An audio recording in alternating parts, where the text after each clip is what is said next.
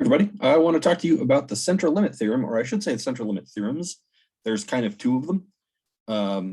Yeah, and since Zoom doesn't handle Greek letters very well, at least not when you're trying to type them, we're doing something a little bit janky today. Hopefully it will be a little more readable there. So I'm going to do, let's share the screen here. I'm going to do this. Prepared a little bit of a Word doc here. So, oops, not that one. This is where I want to start. So the central limit theorem, before I even start going, let me just say what the central limit theorem is. It's actually very simple. The central limit theorem, or there's two of them, but the central limit theorems just tell you what the sampling distribution is of the sample mean or the sample proportion. That's it. That's all they do. So like proving this is pretty in depth, but it's higher level than we want to go into.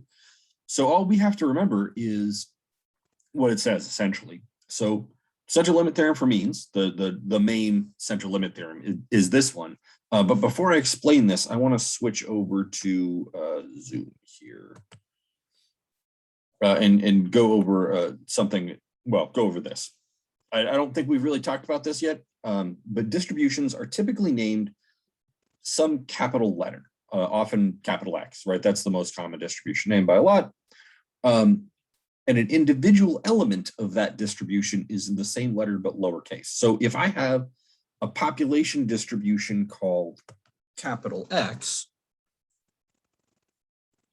I'll put a little, yeah, there we go. Now you know it's capital, called capital X, then one element of that distribution. So in other words, like this is my population, right? This is all men in the United States, and we're trying to find something out about that. Then one man, like the data from one man in that sample would be a lowercase x. And the same thing holds for sampling distributions. So if I want to talk about the sampling distribution of little x bar of the sample mean, right? Remember that sampling distributions are of some statistic. So if the statistic that I'm finding the sampling distribution of is little x bar, the sample mean, then I would call the large distribution, I would call the whole distribution capital X bar, whereas one element of that would be a single sample mean. That's a terrible. Let's try that again. Little x bar. Right, so remember, thinking back to what sampling distributions are, oh my goodness. Notice that this should make perfect sense, I hope. This thing right here is one sample mean, and remember a sampling distribution of the sample mean would just be a bunch of sample means in a distribution. So this would be one element of this distribution. Similarly, there's one that we haven't talked about yet, which is sample proportion. So the symbol for sample proportion is P with a little hat on it, lowercase p, with a little hat. And so, of course, the name of the distribution containing a bunch of p hats is capital P, the big hat. Right, so we've got distribution names here, individual elements of those distributions over here, and they're lowercase, uppercase versions of the same thing. Okay. Let me switch back here. That one. So all the central limit theorem says is the following. X is some population or probability distribution, either one, doesn't really matter, that has a mean of mu and a standard deviation of sigma. Notice that these are Greek letters signifying these are parameters, right? This is the actual population, or this is the actual mean of the population, and this is the standard deviation of the population, not of any particular sample. This is the overall true mean and standard deviation for the population. Then, if either one of these things is true, either our sample size is relatively large, at least 30 is sort of generally accepted as relatively large. There's nothing magical about 30. It's just sort of an agreed on accepted number that we use. So if our sample size is relatively large, or that we know that the population is normally distributed, then we can say the following. The sampling distribution capital X bar is normally distributed, also normally distributed, with a mean of mu and a standard deviation of sigma over root n. That's all the central limit theorem says. Central limit theorem for means says. Just tells us that if we meet one of these two requirements, and it doesn't have to be both, just one is enough, then we know what the sampling distribution of little x bar is. That's it. Now, this turns out to be super powerful. We end up doing a lot of things with this, which we'll use. Well, you'll see when we go a little further in the class. But yeah, this turns out to be quite useful. Just knowing what the sampling distribution of x bar is quite handy. And we're going to do a little bit with it today, mostly just calculating some probabilities. We'll talk about the logic behind what we're going to do with it in the future. So that's it. I could write this another way. So I could say something. I could write this as like, how do I do this? Say like x bar, capital X bar is approximately normal with a mean of mu and a standard deviation of sigma over square root of n. That's it. That's essentially the central limit theorem. You can. I tried to write it out in words so it was a little easier to understand, but it basically says if either A or B is true, then this is true. That's the whole thing.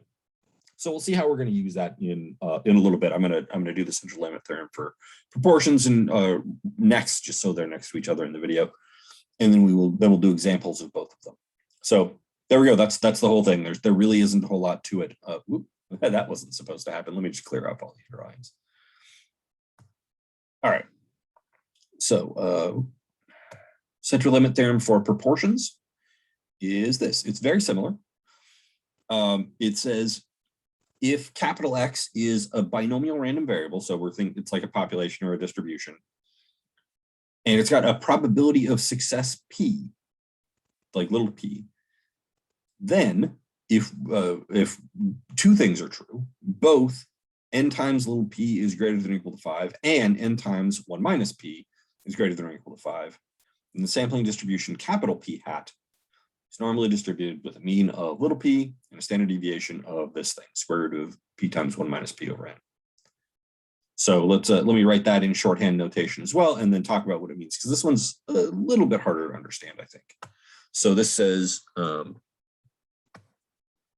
p prime or p hat is approximately normally distributed with a mean of little p and a standard deviation of square root of p times 1 minus p over n.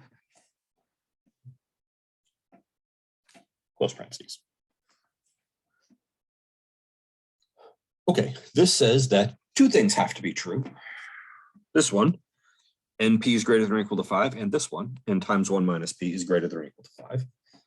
And if that's the case, then this is true. And this is what the sampling distribution of the sample proportion is. Again, we'll talk about what that means. Now, I want to mention like what this means, what NP stands for, and what n times 1 minus p stands for.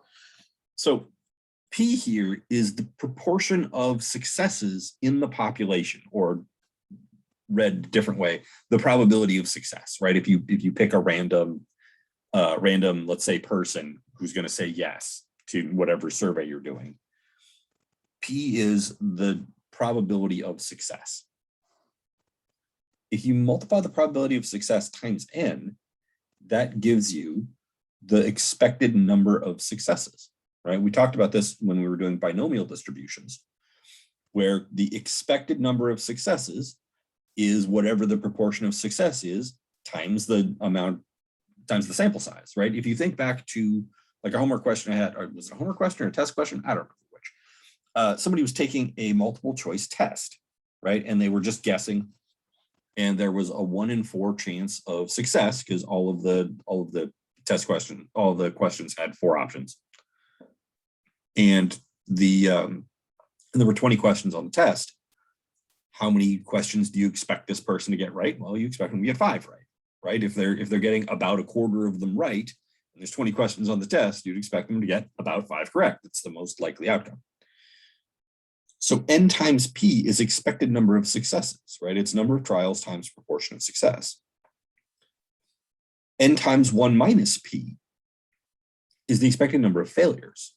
Because if p is the probability of success, let's say 25%, then 1 minus p would be the probability of failure, or in this case, 75%, right? And so what this is saying is that the probability, the expected number of successes is at least 5, and the expected number of failures is also at least 5.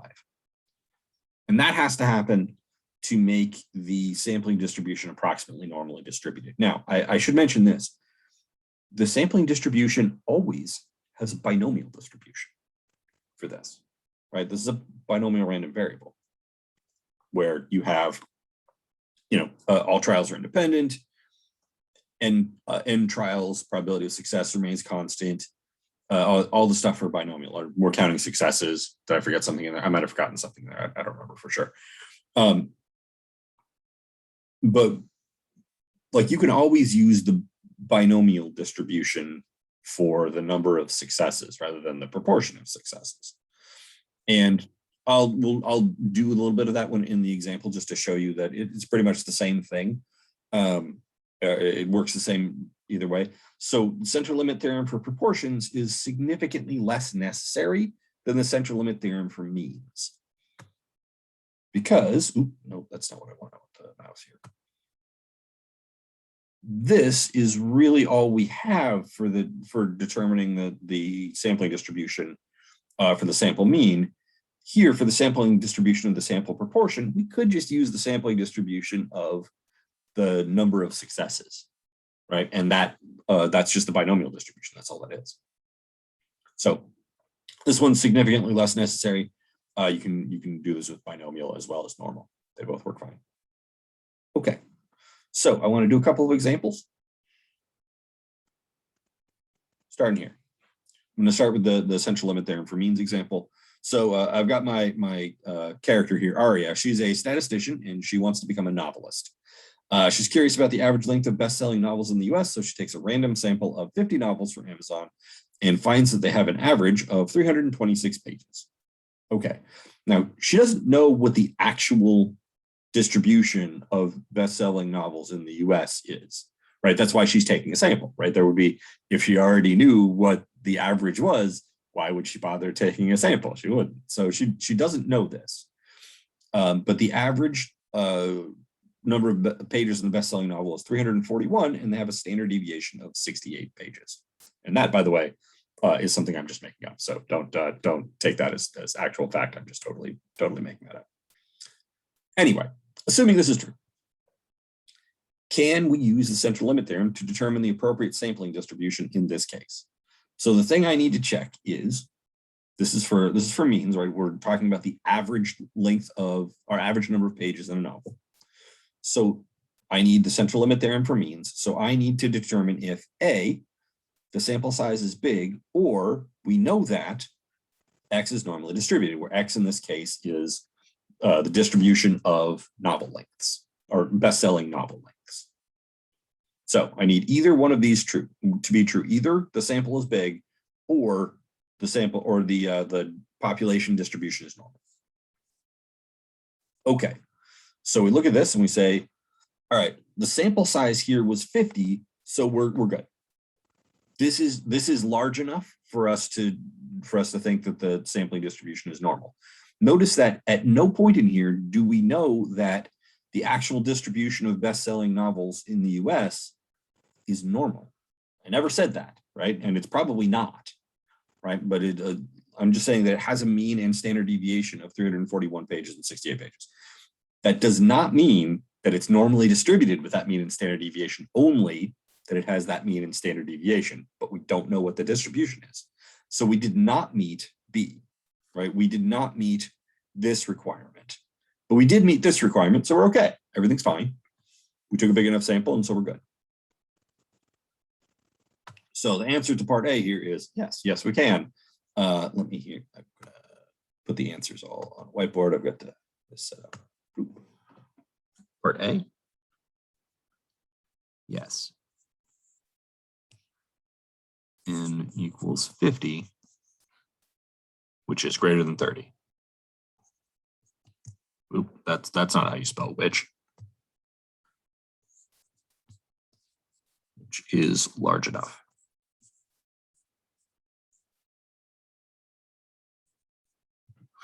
B. Let's actually do some math here in B. So in B, I asked this question. If we took another sample, how likely is it that its mean, the mean of this second sample, would be at least as far from the population mean as Aria's sample mean was? And I know that's a little bit complicated, but this is how we measure how unusual a sample is. It's like, what's the probability that you would get an even crazier sample than the one you took? So we have to find the sampling distribution and then put Aria's sample on the sampling distribution. Because remember, the sampling distribution of the sample means is just all of the possible sample means with probabilities for each one. And then we have to take Aria's sample and put it on there, because that is one particular sample mean. So I want to draw this out. So we've got she gets her sample mean was 326 pages. The sampling distribution is this: mean of 341, standard deviation not of 68. This is the population distribution. The sampling distribution that we're looking for is that one that I wrote earlier. Let me go on to someplace where I can write a little bit more here. So we can say that the sampling distribution of capital X bar is approximately normal with a mean of the population mean, which is 341, and a standard deviation of the population standard deviation divided by the square root of the sample size. Now, if you remember back to the video on just sampling distributions in general, I talked about why the sample mean clusters up a little bit around, or clusters up around the population mean. So let me call back to that and just say, when you were making those sampling distributions in homework 7, or making those approximations of sampling distributions in homework 7, remember the way we made them, right? We had a sample size of 100, and we found the mean of that. And we had another sample size of 100 and found the mean of that. Or was it 100? I think it was 100. And we found a bunch of these sample means, and then we took the sample means and we graphed them, right? And that was our approximation of the sampling distribution. Well, each sample mean is kind of towards the middle, right? So if I have this distribution that we're drawing from, then the sample mean is going to be somewhere near the center of that, right? No matter what sample I'm taking, well, not no matter what, but it's very likely that whatever sample I take, its mean is going to be somewhat near the center of that, right? It won't be all around the edges. So then when I graph all those sample means, I'm graphing this distribution that's a bunch of medium values that are nearish to the center. So instead of being as spread out as the population is, the distribution of sample means is all relatively close to the center. And the larger the sample size is, the more that's true, right? It's relatively easy if your sample is like 2 things, right? Rather than 50 here. Let's say you take a sample of just size 2, it's pretty easy to get 2 high ones, right? And then your sample mean there is something relatively high. If you take a sample of size 100, you're not going to get 100 high ones. Like you, in theory, could, but it's very unlikely. What you're probably going to get is a random smattering of a little bit of everything. And then when you average them, you'll get something right near the middle. So the bigger the sample size is, the more that happens, right? So with this sample size of 50, it's relatively likely that all of her sample, that if we took a bunch of different samples of size 50 from the population distribution, that we would get a bunch of medium means, like the mean of each sample is probably somewhere near the middle. And so when we graph that, the thing that we get has a relatively small standard deviation because everything's clustered up around the middle. So that's why the standard deviation of the sampling distribution is less than the standard deviation of the population. It depends on it, right? The more spread out the population is, the more spread out your sample means could be. But the larger your sample size is, the less likely that is to happen. And the more likely it is, you're just going to get a bunch of stuff in the middle, which is what's happening here. So that's why this over the square root of 50. Okay. So this is the sampling distribution of X bar. So let me graph that. Like that's always a helpful thing to do. Just graph a little normal distribution here. And that's this distribution. So it has a mean of 341. And let me point out that the mean of the sampling distribution is the same as the mean of the population, which I hope makes sense, right? So the mean of the sampling distribution is the mean of all the little sample means. Well, all the possible sample means, if I average them all together, would just give me the big mean, the population mean. I hope intuitively that makes sense because it is true. I could do a whole like mathematical proof of it, but that's, you know, it's a little bit messy and probably not necessary if you just consider that averaging all the possible sample means together would give you the population mean, and I hope that makes sense. If somebody's interested, I'll be happy to show you why that is, but it feels superfluous to me. So Arya actually got an average of 326. Was that what it was? I wrote this. You'd think I would know. 326. Success. I remembered correctly. So her one sample mean was 326, which is over here somewhere. 326. And so my question in B is, let's say we took another sample.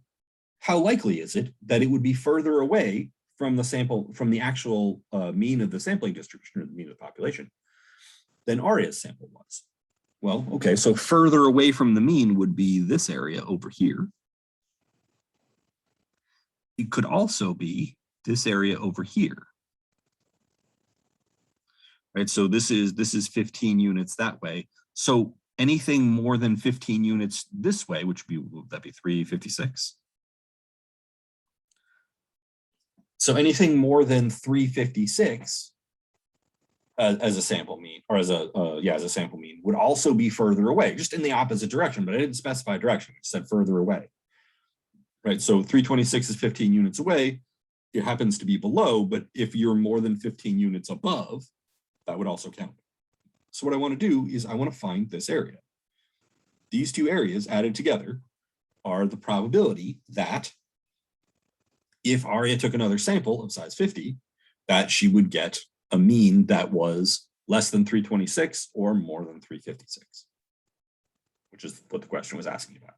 Let me just go quickly review that question just to show that, right? How likely is it that another sample would have a mean at least as far from the population mean as Arya's sample mean was? So 326 or 326 or less, 356 or more. Now, here's the thing, or here's one thing that will aid us in calculating this. This distribution is normal, so it's symmetric. So this area over here and this area over here are the same because they're the same distance away from the mean. So the area outside of them is the same. So all I really have to do is find one of them and double it. So I'm just going to use normal CDF to find the left half here. And then I'm going to multiply that by 2, and that'll be my answer. So let's go to the calculator. I hope I still have this open. It hasn't closed on me yet, right? No, good. All right, so I'm going to do normal CDF. I'm going to do the left side. So I'll go 0 up to 326, and you could certainly do minus infinity if you wanted to here, but 0 is the lower limit for the number of pages a book can have. The mean was 341, and the standard deviation was 68 divided by the square root of 50. And you could find that number if you wanted, and then just type that in here as a decimal, or you can just do it this way as well. This works just fine. And I'm going to paste this in. There we go, 0.059. So that is just the left side. So if I multiply this by 2, that is the probability overall, right? So this 0.059 is this area right here. So I'm going to say that this is, what's this in pink? This is 0.059 is this area. So that means that overall, this is also this is also the same, right? So the two of those together is 11.88. So what do we say? Yeah. So I would say something like the probability of Arya getting of another sample being further away, or further, at least as far away from the mean as Arya's was, is 12%, or is 11.88%. That's right. So how likely is it that another sample would have a mean at least as far from the population mean as Arya's sample mean was? Well, 12%, 11.88%, whichever way you want to put that. And that's how we evaluate how unlikely Arya's sample was in the first place, right? It is in the 88th percentile of extremeness, in the sense that 12% of all possible samples have a mean that's further away from the population mean, and 88% have a mean that is closer. I hope that's clear. That's really what we're doing here, is we're evaluating how extreme or how unusual Arya's sample is by saying, well, of all the possible samples, 12% of them have are more extreme than Arya's, and 88% of them are less extreme. So that's what we're doing.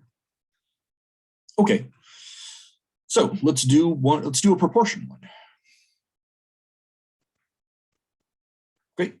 In her day job, before her writing career takes off, remember she's a statistician, she's investigating gun ownership in the United States. So previous polls back in 2019, 2020, I think, have found that approximately 44% of American households have at least one gun. And she wants to know, like, she's checking whether COVID has changed that, right? The fact that people are staying in, maybe they're getting a little paranoid about keeping people away from them. Maybe they're more likely to go buy a gun. Maybe not. Maybe there's no discernible effect. So she takes her own sample, or the person she works for probably takes the sample of 1,026 people, 506 of whom say there is at least one gun in their household. So I'm going to start by asking, can Arya use the central limit theorem in this case to determine the sampling distribution of the sample proportion? So let's go back and look at that. That's 2 pages ago. So she needs both these things to be true. Both n times p is at least 5 and n times 1 minus p is at least 5. So expected number of successes is at least 5, and expected number of failures is at least 5. So let's go look at that. So Arya's proposed population proportion is 44%. So if her sample is 1,026 people, then what she needs to do is check to see if the expected number of successes, which is 44% times 1,026, and the expected number of failures, which is going to be 56% times 1,026, are both at least 5. Now they clearly are, right? They're well into the hundreds, but let's go ahead and run through it anyway. So that's the whiteboard. That's not the calculator. Calculator, where are you at? Okay, so we're going to have 1,026 times 0.44, right? So this is n times p is 451.44. That is indeed at least 5. And 1,026 times 56%, or times 0.56. Right, so 56% is 1 minus 0.44. 574.56. We cleared both those barriers with ease. So indeed, those are both at least 5, so we're fine. Right, her sample would only have to be size like 12 to clear that. It's quite easy to make. The greater than or equal to 5 is actually a pretty light requirement. So anyway, yes, both of these things are at least 5. So indeed, she can use the central limit theorem in this case. So let's go answer that on the whiteboard where I've put my answer. We've got my answers ready to go. Example 2A, yes. That's pink. I was going for black in this one just to make it a little more readable. A, yes. NP equals, I forgot what it was. Let's go back and look at the calculator for a second. 451.44. Okay. 451.44, and n times 1 minus p is, well, it's the rest of that. Oh shoot, I forgot what the number was. Gosh darn it, you think I would, wait, what's going on here? Sorry, it wouldn't let me share. 574.56. Okay.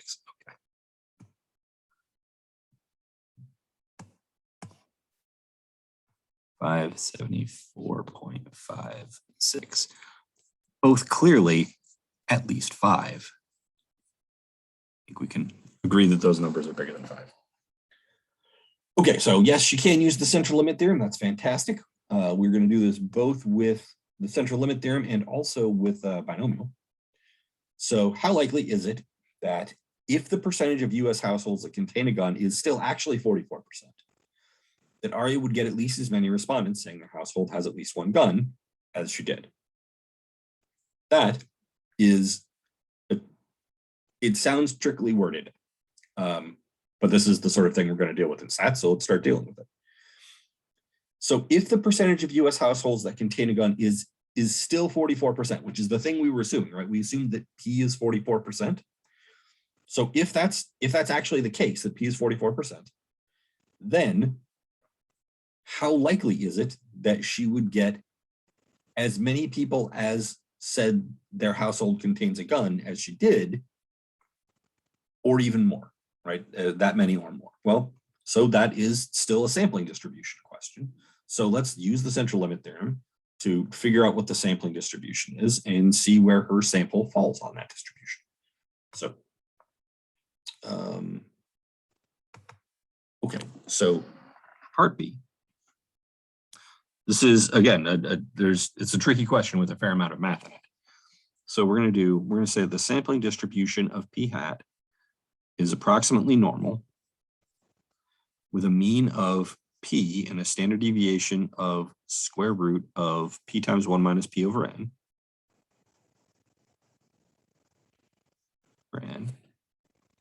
which in this case is normal distribution with a mean of 0.44, right? That's our assumed capital, or our assumed population proportion, and a standard deviation of something. Like, so we're gonna have to find this on the calculator, right? So this is gonna be 0.44 is P times 1 minus P is 56%, so 0.56. All over N. Well, our N in this case was 1,026. Right, big number. So let's go find out what that number is. So it's 0.44 times 0.56 over 1,026, square root of all that. So go to the calculator.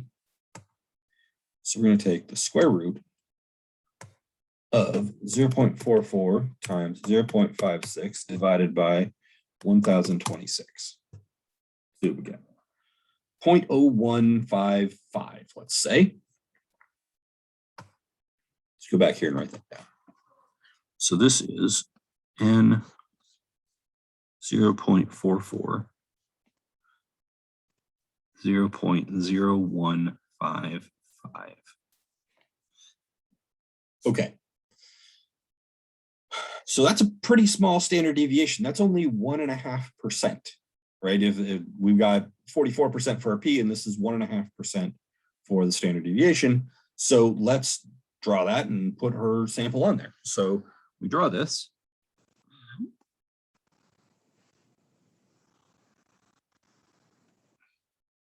Mean of 0.44. And then we put her sample on there. Now we have to find out what her sample proportion was. I haven't done that yet, right? So I don't actually know where it goes on here. So we know that she got 506 out of 1,026. So I have to find what that proportion is first. So let's go do that. 506 out of 1,026. Oops. 506 divided by 1,026. 0.493. Right? So I have to put 0.4932 layout. So do 0.4932 on there somewhere. So let's go see where that goes. So 0.4932, that's above 0.44. So over here, 0.4932. And so the question was, now I asked this question a little bit differently. I didn't ask, what's the probability that she would get something further away from the mean than she got? I asked, what's the probability that she would get something at least as big as she got? Right, so that's, you got to be very, very careful with the reading, right? So how likely is it that the percentage of U.S. households that contain a gun is still 44%, that Aria would get at least as many respondents saying their household has at least one gun as she did? Not that it would be farther away than from 0.44, but what's the probability that it's what she got or bigger? So in this case, I'm actually only asking about one side, which is the thing that we'll do a fair amount when we get a little further in the course. Right? So I'm only asking about this area. So I'm not going to double this one. I'm just going to find that, and that's my answer. So I want to do normal CDF of 0.4932 up to infinity with a mean of 0.44 and a standard deviation of 0.0155. So let's go do that.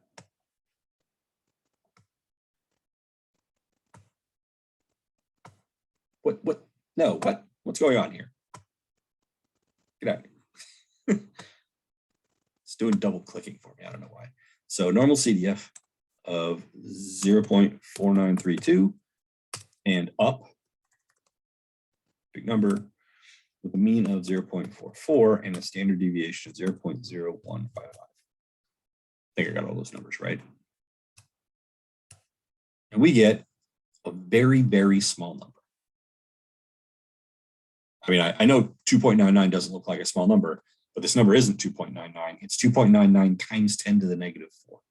So this is 0.000299. Let's go write that on the picture. So doing bank here. So this is 0.000299, or about 3 out of 10,000.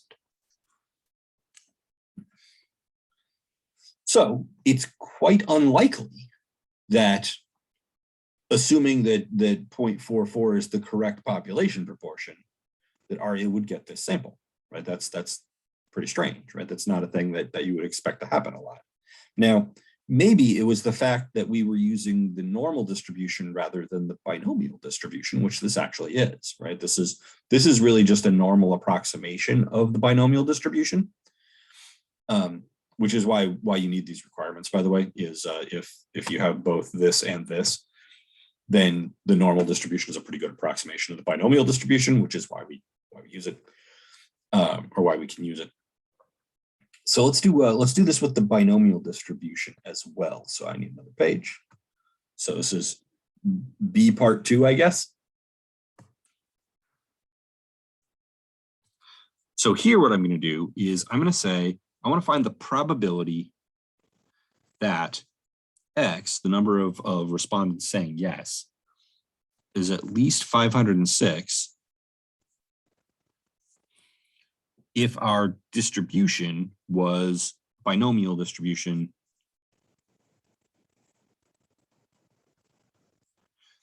with n equals 1,026. Probability of success was 44%. Right, so I want to find the probability that X is greater than 506 or greater than or equal to 506. I know it looks like 566, but it's not. Maybe I should just erase that, right? This is going on video. I might as well try and make at least a reasonably circular 0. There we go. In this distribution. So let's go use the calculator to do that and see what probability we get there. So So I'm going to use binomial CDF. I'm going to the right here. So this is 1 minus binomial CDF. Let me do that first. So this is really 1 minus binomial CDF of 505. I hope that all brings back some memories, some happy memories. CDF trials 1026. Probability of success is 44%, and we're getting rid of everything 505 and below to account for 506 and up. 3.49 or 3.5 times 10 to the negative 4. So very slightly different, right? There actually is a little bit of a difference there, but they're both really tiny. So I'm not sure that it's not so much knowing what this probability is that's important. It's knowing that it's really small that's important. So when we do this with binomial, we get let's say 50. Right. So if I'm so if I do this with binomial, let's go back to the whiteboard. If I do this with binomial, I get this is about equal to 0.00035. Okay. So that's it. That's the central limit theorem for proportions. That's how we use it. We just use it to evaluate how weird a sample is, right? And in this case, this sample with at least 506 people saying that their household has a gun is really unusual if it's actually true that 44% of all households have a gun in them. So let me go back to the question because I've got a part C on this one. So does the unlikelihood of getting a random sample like this one of at least 506 out of 1,026 households that own a gun mean that the percentage of gun owning households has changed? Because remember, that's what ARIA was investigating, right? This 44% is a couple years old. Maybe COVID has driven up gun ownership, or maybe gun ownership has gone up for some other reason unrelated to COVID, but I feel like almost anything that has happened in the last couple of years is probably related to COVID in some way. So does the unlikelihood of getting this strange sample mean that this percentage is no longer valid? And the answer to that is no-ish. It's not necessarily true that this percentage has definitively changed, right? There was a chance that she would get 506 out of 1,026 households owning a gun. It's pretty unlikely, but not impossible. However, this is maybe an indicator that this should be investigated further, right? Getting a weird sample like this tells us that maybe something has changed, right? We don't definitively know for sure, but investigating more deeply would probably be a good idea. There's an indicator that something might be happening here. We don't necessarily know that this is true, or that it's true that the percentage or the overall percentage of gun owning households has changed, but maybe it is, right? And this is a potential indicator of that. And with that, I think I want to leave off talking about the central limit theorem. So let me just briefly sum up again. I guess maybe I want to go back to my Word document. Central limit theorem tells us two things.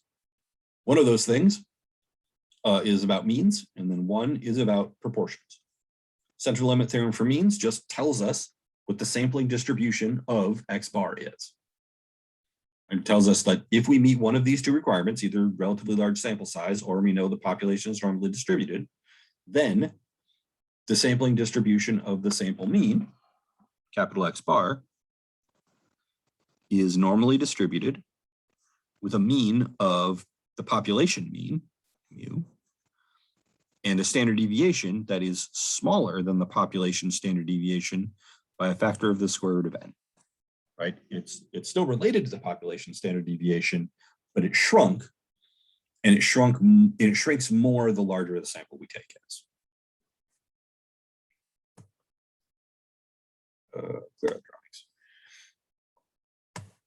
And the other part of the central limit theorem is, or it's really just a different theorem, but we call it the central limit theorem for proportions, it tells us that if X is a binomial random variable, then we can find the sampling distribution of the sample proportion. It tells us that P hat, whoops, that wasn't my pencil. P hat is normally distributed with a mean of the population proportion and a standard deviation of this, square root of P times 1 minus P over N. Oh, and by the way, don't forget this square root here. It's actually shockingly easy to do. I guarantee you'll do it at least once, but just remember that there is a square root around that thing. Almost every, like, I don't know of anyone who has never forgotten a square root. Like, for instance, I've forgotten it probably dozens of times. It's very easy to do. So remember the square root thing. But it tells us that the sampling distribution of the sample proportion is normally distributed, or approximately normally distributed, with a mean of little p, so the population proportion of success, and a standard deviation of square root of P times 1 minus P over N. And then with the sampling distributions of those things, we can evaluate how unusual any given sample is by comparing it to all the other samples, right? Again, that's what we're doing with the sampling distribution. And that's pretty much what we do with all sampling distributions, is use them to compare the sample that we have to the overall distribution of possible samples. And so that's what I'm asking about here. And here is how unlikely is this sample, right? And the way we evaluate that is, well, what's the probability of getting something more extreme than the sample that we got, right? Where extreme can mean further away, right? Like it did here, or it could mean like the proportion is, or the mean or proportion is just bigger or just smaller, right? So you can talk about just bigger or just smaller. It doesn't have to be both sides, but that's common as well. So all three are pretty common. Just bigger, just smaller, or just further away. And with that, I will actually stop talking and let this video end. And I will go ahead and see you guys in the next video.